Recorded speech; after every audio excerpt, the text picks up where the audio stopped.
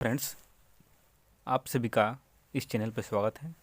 Friends, आज की video में हम लोग बिहार सहायक अभियोजन अधिकारी एपीओ मुख्य परीक्षा में पूछे जाने वाले नवीनतम वाद विनिश्चय की चर्चा करेंगे। तो फ्रेंड्स, अगर आप इस चैनल पर नए हैं तो चैनल को सब्सक्राइब कर लें, बेल आइकन प्रेस कर लें ताकि इस तरह वीडियो का नोटिफिकेशन टाइम टू टाइम आपको मिलती रहे। तो चलिए देरी न करते हुए आगे स्टडी करते हैं। नवीनतम वाद विनिश्चय दंड प्रक्रिया संहिता 1973 एवं भारतीय दंड संहिता के वाद विनिश्चय की चर्चा करेंगे। वाद है पर्वत चंद्र मोहंती बनाम उड़ीसा राज्य और एक अन्य AIR 2021 SC 1067। प्रावधान 1 धारा 324 धारा 471/466 और धारा 323 एवं 342 पुलिस थाने में किसी घटना के संबंध में पूछताछ के दौरान अपीलार्थी द्वारा अभियुक्त की लाठी से की गई पिटाई के कारण मृत्यु के लिए उपयुक्त धाराओं में दोषी की वैधता क्या है, इसकी चर्चा करेंगे। दंड प्रक्रिया संहिता 1973 धारा 320 पुलिस अभिरक्षा में अभियुक्त की पिटाई से कारित उसकी मृत्यु के मामले का उपशमन की वैधता क्या है। भारत का संविधान अनुच्छेद 21 क्या पुलिस अभिरक्षा में अभियुक्त की पिटाई से कारित मृत्यु की दशा में अनुच्छेद 21 का उल्लंघन होता है। निर्णय सार क्या निर्णय है।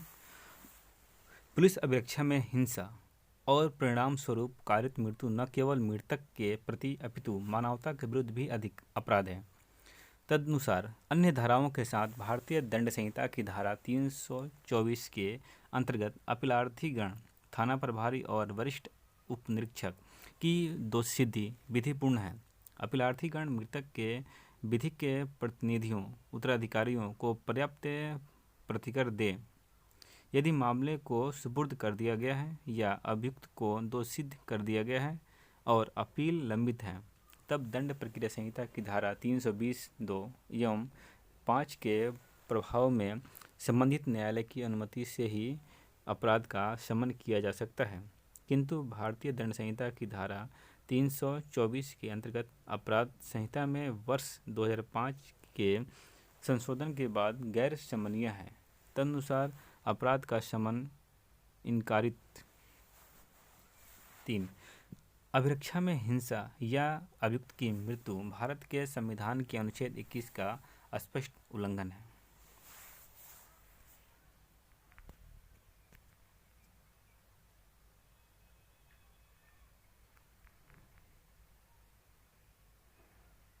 चलिए अगला वाद विनिश्चय कहते हैं। नीतू कुमार नगाइच बनाम राजस्थान राज्य और अन्य निर्णय तिथि है 16 सितंबर 2020 पूर्णपीठ के द्वारा किए गए। प्रावधान धारा 173(2) और 8(1) के 21 वर्षीय छात्र की हत्या के मामले में जोधपुर पुलिस के द्वारा उच्चतम न्यायालय में प्रस्तुत अंतिम रिपोर्ट के विरुद्ध मामले का CBI या अन्य स्वतंत्र एजेंसी से नए सिरे से अन्वेषण करने के लिए परमादेश जारी किए जाने हेतु याचिका की पोषणीयता। धारा 173(8) नए सिरे से अन्वेषण किए जाने का आदेश पारित किए जाने की शर्तें एवं न्यायालय का क्षेत्राधिकार। निर्णय सार जहाँ की घटना के 9 महीने बाद भी प्रथम सूचना रिपोर्ट दर्ज नहीं किया गया, मानव वध को दुर्घटना या आत्महत्या मानकर मामले में अन्वेषण संस्था चुप बैठी रही। उच्च न्यायालय के निर्देश के बाद भी समुचित अन्वेषण नहीं किया गया और उच्चतम न्यायालय के निर्देश के बाद अन्वेषणोपरांत प्रस्तुत अंतिम रिपोर्ट में यह निष्कर्ष दिया गया कि घटना मानव वध है, किंतु हत्या किसने किया इसका कोई सूत्र नहीं मिला। वहाँ न्याय के उद्देश्य को संरक्षित करने तथा दांडिक न्याय को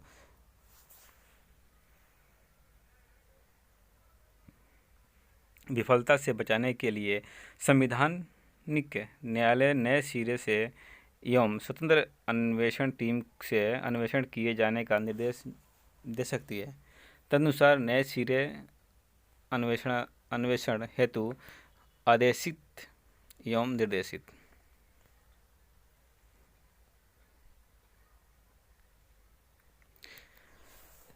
चलिए अगला मामला है रिया चक्रवर्ती बनाम बिहार राज्य और अन्य AIR 2020 SC 685 ऑनलाइन।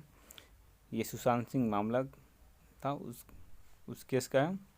प्रावधान धारा 406 मामलों एवं अपीलों को अंतरित करने की उच्चतम न्यायालय की शक्ति।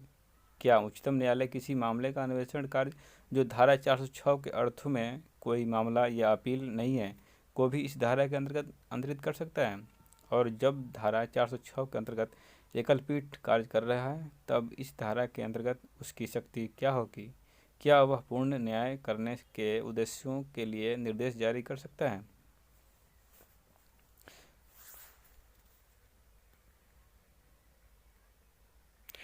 धारा 174, 177, 178 मामले के तथ्यों में क्या मुंबई पुलिस के द्वारा अप्राकृतिक मृत्यु की दंड प्रक्रिया संहिता की धारा 174 आत्महत्या की जांच एवं कार्यवाही के अंतर्गत की जा रही जांच और कार्यवाही को अन्वेषण माना जा सकता है? और क्या इसी मामले में मृतक सुशांत सिंह राजपूत के पिता के परिवाद पर घटना पुलिस द्वारा प्रथम सूचना रिपोर्ट दर्ज किया जाना और घटना जो मुंबई बांद्रा में घटित हुआ का अन्वेषण किया जाना उसके क्षेत्राधिकार में है? उपयुक्त मामले में बिहार सरकार की सहमति से CBI के द्वारा किए जा रहे अन्वेषण की परिस्थिति क्या होगी? निर्णय सार धारा 406 के अंतर्गत मामलों, विचारण, कार्यवाही या अपीलों को ही अंतरित किया जा सकता है, किसी अन्वेषण कार्यवाही को नहीं। किंतु पूर्ण न्याय के उद्देश्यों के लिए उच्चतम न्यायालय अपने समक्ष किसी मामले में आवश्यक कोई भी आदेश जारी कर सकता है और यदि आवश्यक हुआ वह अनुच्छेद 142 के अंतर्गत अपने असाधारण शक्ति का भी प्रयोग कर सकता है। 2. दंड प्रक्रिया संहिता की धारा 174 के अंतर्गत आत्महत्या के किसी प्रकरण में पुलिस द्वारा किया गया या किया जा रहा कोई कार्यवाही जो असामान्यतः प्रथम सूचना रिपोर्ट दर्ज किए जाने के पूर्व किया जा सकता है को एक अन्वेषण नहीं माना जा सकता। अन्वेषण प्रथम सूचना रिपोर्ट दर्ज होने के बाद विधिक प्रक्रिया के अनुसार होता है। तदनुसार मुंबई पुलिस का कार्य एक जांच तक ही सीमित रहा है, न कि धारा 157 के अंतर्गत एक अन्वेषण के रूप में। दंड प्रक्रिया संहिता की धारा 177 और 178 के प्रावधानों के विचार में मृतक के पिता के द्वारा प्रस्तुत परिवाद पर पटना पुलिस द्वारा दर्ज प्रथम सूचना रिपोर्ट में कोई अवैधता नहीं है। तदनुसार पटना बिहार पुलिस को अन्वेषण करने अथवा मामले में अन्वेषण को CBI को सौंपने में भी कोई अवैधता नहीं है। मामला अन्वेषण हेतु CBI को सुपुर्द और भावी कोई संबंधित प्रथम सूचना रिपोर्ट जनित अन्वेषण भी CBI को सौंपने हेतु निर्देशित। भारतीय दंड संहिता अनवर सिंह अलियास किरण सिंह फतेह सिंह जाला बनाम गुजरात राज्य AIR 2021 SC 477 पूर्णपीठ के द्वारा डिसाइड है। प्रावधान धारा 363, 366, 376 दोषसिद्धि की वैधता जहाँ की 15 वर्षीय अवयस्क लड़की स्वयं ही अभियुक्त के पास गई और फिर अन्यत्र जाकर दोनों ने विवाह कर लिया। निर्णय सार जब 15 वर्ष की लड़की खुद से जाती है किसी लड़के के साथ और बाहर जाकर विवाह कर लेती है तो क्या होगा? यदि अभियुक्त के प्रलोभन या बहकावे में आकर 18 वर्ष से कम आयु की लड़की अभियुक्त के पास स्वयं जाती है और अभियुक्त उसे लेकर अन्यत्र चला जाता है तथा उसके साथ बलात् विवाह भी कर लेता है तब भारतीय दंड संहिता की धारा 363 एवं 366 के अंतर्गत उसकी दोषसिद्धि पूर्ण विधिपूर्ण है।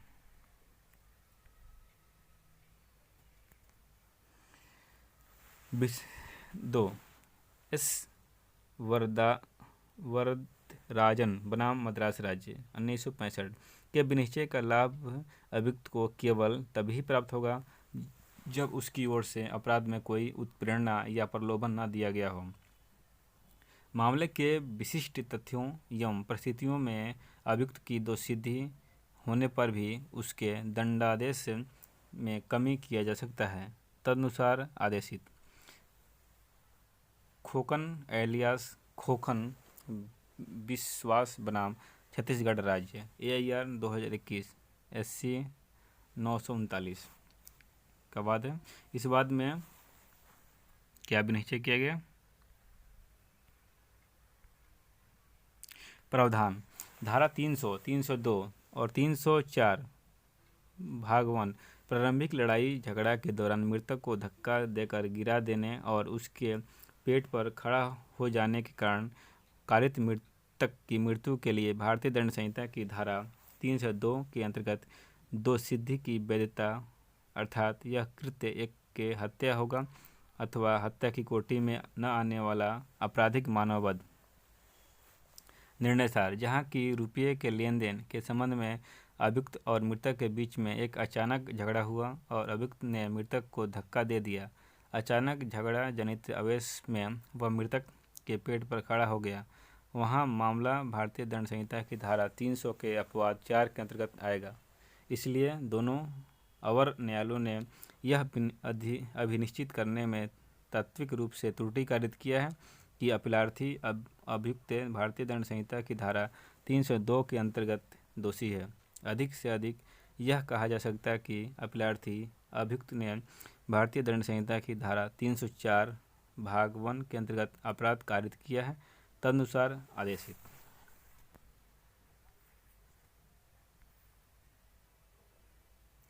महेश्वर टिग्गा बनाम झारखंड राज्य AIR 2020 SC 743 ऑनलाइन पूर्णपीठ ऑनलाइन हियरिंग के द्वारा निष्पादित किया गया है।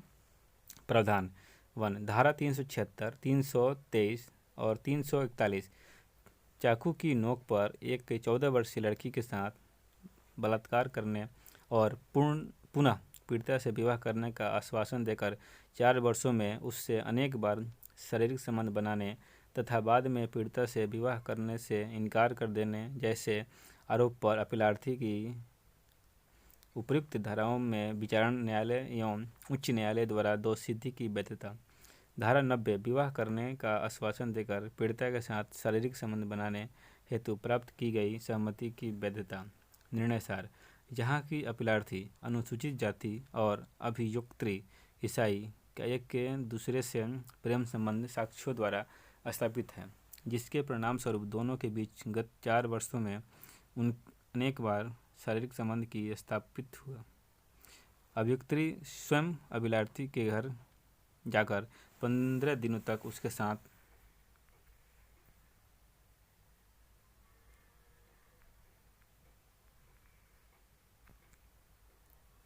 रही, किंतु उनका विवाह संपन्न नहीं हो सका क्योंकि वे विभिन्न जाति व समुदाय के थे और अपीलार्थी द्वारा एक अन्य लड़की से विवाह करने के तिथि से मात्र कुछ दिन पूर्व उसे भारतीय दंड संहिता की धारा 376 सहित अन्य धाराओं में इस आधार पर अभियोजित और दोषसिद्धि किया गया कि अपीलार्थी ने विवाह करने का आश्वासन देकर अभियोक्त्री से शारीरिक संबंध बनाए और फिर उसने विवाह करने से इनकार कर दिया। वहाँ ऐसे अनेक मामलों में इस न्यायालय ने न केवल अभियोजन कार्यवाही को अपितु दोषसिद्धि को भी निरस्त किया है। तदनुसार अपीलार्थी की दोषसिद्धि निरस्त कर दी गई। 2 अंधा प्रेम के वशीभूत होकर किया गया प्रत्येक सहमति धारा 90 के अर्थों में तथ्य के भ्रम में दिए गए सहमति नहीं होता है।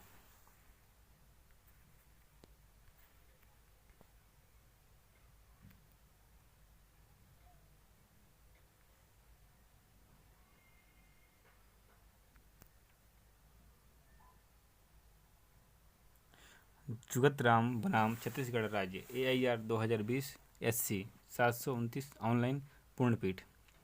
प्रावधान धारा 302 मृतक के सिर पर अपीलार्थी द्वारा लाठी से किए गए मात्र एक प्रहार से कारित मृत्यु के लिए आजीवन कारावास के दंड की वैधता क्या होगी।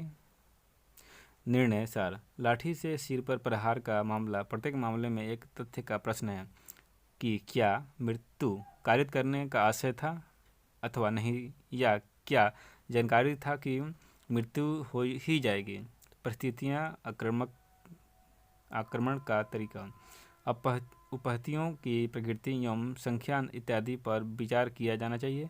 जब मृत्यु कारित करने का आशय अथवा मृत्यु अवश्य ही हो जाने की जानकारी का निर्धारण किया जाए, तदनुसार अपीलार्थी की धारा 302 के अंतर्गत दोषसिद्धि धारा 304 के भाग 2 में परिवर्तित कर दिया गया।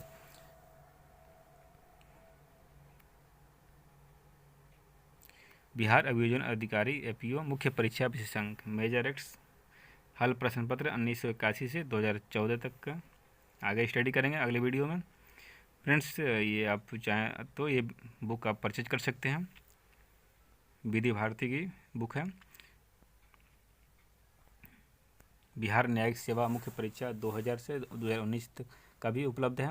भारतीय साक्ष्य अधिनियम, दंड प्रक्रिया संहिता, भारतीय दंड संहिता। तो फ्रेंड्स, आज के लिए इतना ही। अगर आप इस चैनल पर नए हैं तो चैनल को सब्सक्राइब कर लें, बेल आइकन प्रेस कर लें ताकि इस तरह का वीडियो का नोटिफिकेशन आपको टाइम टू टाइम मिलती रहे। वीडियो लाइक और शेयर अवश्य करें। तो that's all for today. Thank you.